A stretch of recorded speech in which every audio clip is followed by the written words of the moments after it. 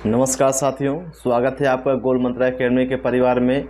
आज ये कृषि का लास्ट आपका टॉपिक होगा और इसके बाद से कृषि वाला जो टॉपिक है आपका ये पूरी तरह से क्या होगा, ये समाप्त हो जाएगा। जो कि सभी जो एग्ज़ाम, वनडे एग्ज़ाम हो चाहे पीसीएस एग्ज़ाम हो, ये सभी एग्ज़ामों के लिए अति महत्वपूर्ण क्या है, ये आपके तथ्य हैं।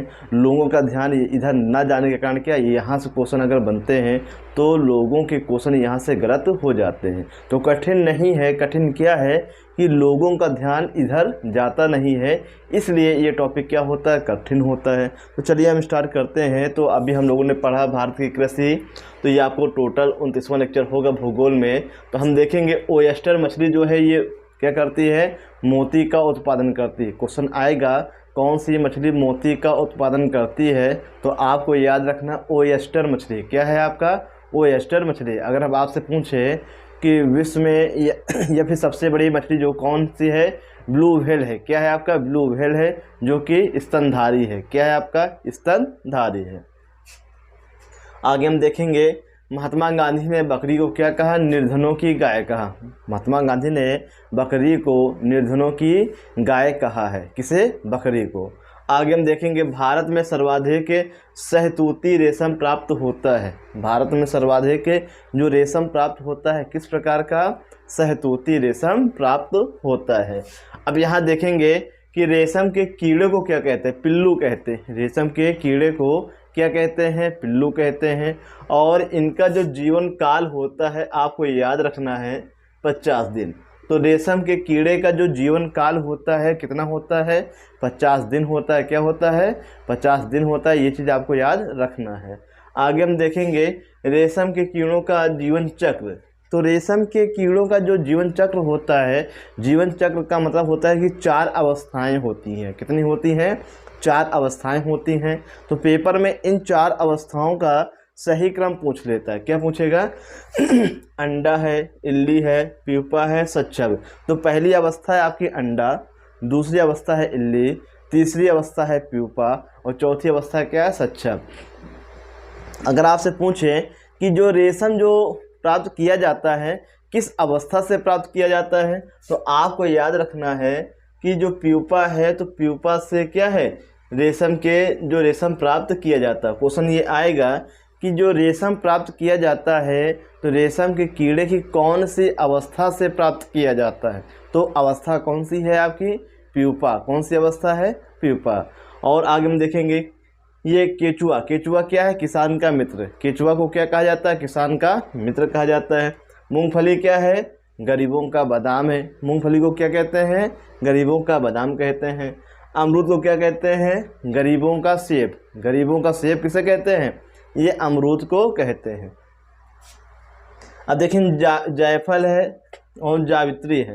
तो जायफल और जावित्री जो है जायफल के पेड़ से प्राप्त किए जाते हैं। जायफल गुठली होता है। जायफल क्या होता है, गुठली होता है। और इस गुठली को चारों तरफ से जो एरिल घेरे हुए होता है उसे क्या कहते हैं, जावित्री। तो जायफल और जावित्री क्या है, ये जायफल के पेड़ से ही प्राप्त होते हैं। आगे हम देखेंगे कि भारत में सबसे ज़्यादा सोयाबीन का उत्पादन मध्य प्रदेश में होता है। कहाँ पे होता है, मध्य प्रदेश में होता है। इसलिए मध्य प्रदेश को सोया प्रदेश कहते हैं। क्या कहते हैं, सोया प्रदेश कहते हैं।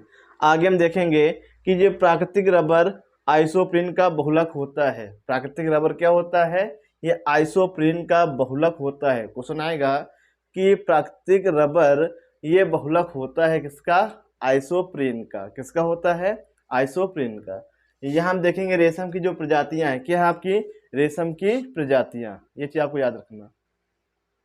तो ये आपके क्या रेशम की प्रजातियां हैं। पहला है आपका मलबरी है, दूसरा है ट्रॉपिकल टसर है, तीसरा ओक टसर है, चौथा आपका मूंग है, पांचवा क्या है, इरी। ये रेशम की प्रजातियां हैं, रेशम की प्रजातियां। पीछे हम पढ़ा चुके हैं कि रेशम का उत्पादन अगर क्रांति में पूछेंगे क्या होगा, सेरीकल्चर। सेरीकल्चर क्या होता है, वेरी वेरी इंपॉर्टेंट है। तो सेरीकल्चर का संबंध किससे है, रेशम उत्पादन से है। किससे है, रेशम उत्पादन से है। आगे हम देखेंगे एसिटिलीन होता है कच्चे फलों को पकाने के लिए। कच्चे फलों को पकाने के लिए, कच्चे फलों को पकाने के लिए एसिटिलीन का प्रयोग किया जाता है, ये भी आपको याद रखना है। और ये जो है एग्जाम में छपने वाला क्वेश्चन है, क्या? एसिटिलीन। एसिटिलीन क्या है? कच्चे फलों को पकाने वाला, इससे पकाया जाता है, किससे? एसिटिलीन से। आगे हम देखेंगे पौधों में एक्जेंथिया, पौधों में एक्जेंथिया नामक बीमारी ये हो जाती है, किसके कारण? तांबे की कमी के कारण। किसके कारण? तांबे की कमी के कारण। जैसे आपने पढ़ा है कि धान में खैरा रोग हो जाता है जस्ते की कमी से, उसी प्रकार पौधों में जो एक्जेंथिया नामक बीमारी हो जाती है, ये तांबे की कमी के कारण होता है। किससे होता है? तांबे की कमी के कारण। एमाइलेज क्या है? तो एमाइलेज ये बासमती चावल में पाया जाता है। किसमें? बासमती चावल। तो बासमती चावल में क्या है? एमाइलेज पाया जाता है, जिसके कारण बासमती चावल क्या है? ये पकने के बाद लंबा और भी अधिक क्या है? लंबा हो जाता है। क्वेश्चन आएगा बासमती चावल पकने के बाद लंबा हो जाता है, क्यों? क्योंकि उसमें एमाइलेज की मात्रा जो है सबसे ज़्यादा होती है। आगे हम देखें उद्दीपक फसल किसे कहते हैं? तो आपको याद रखना है, चाय को उद्दीपक फसल कहा जाता है। चाय को क्या कहते हैं? उद्दीपक फसल कहते हैं। ये चीज आपको याद रखना है। आगे हम देखेंगे गाय की प्रजातियां। तो गाय की प्रजातियां कौन कौन सी हैं? गिर नस्ल है, राठी नस्ल है, रेड सिंधी है, कांकरेज। गिर, राठी, रेड, कांकरेज। फिर आगे थार पारकर है, मालवी है, नागौरी है, पुंवर है, देवनी है, निमाड़ी है। ये आपकी क्या है? गाय की प्रजातियां हैं। क्या है आपकी? गाय की प्रजातियां। अब हम देखेंगे भैंस। भैंस की प्रजातियां क्या है? तो भैंस की जो प्रजातियां मुर्रा है, जाफराबादी है, भदावरी है, नागपुरी है, सुरती है, नीली रावी है, पठारपुरी है। तो यहाँ से पीसीएस में जाफराबादी से और भदावरी से क्वेश्चन कई बार पूछे जा चुके हैं। क्वेश्चन ये आता है कि अगर आपसे पूछे कि सर्वाधिक दूध देने वाली भैंस की प्रजाति कौन सी है? जाफराबादी है। और सबसे गाढ़ा दूध किसका होता है? भदावरी भैंस का है। तो भदावरी भैंस का जो है दूध सबसे ज़्यादा गाढ़ा होता है। लेकिन जो सर्वाधिक जो दूध देती है वो आपकी क्या? जाफराबादी। ये पीसीएस में 2010 के बाद ये लगभग 2 या 3 बार पूछा जा चुका है, 2 या 3 बार इसे पूछा जा चुका है। आगे देखें मुर्गी की प्रजातियां। मुर्गी पालन को कुक्कुट भी कहते हैं। क्या कहते हैं? कुक्कुट। तो मुर्गी की जो प्रजातियां हैं काजल, नूरी, याकूब। क्या है? काजल, नूरी, याकूब, है ना। ये चीज आपको याद रखना है।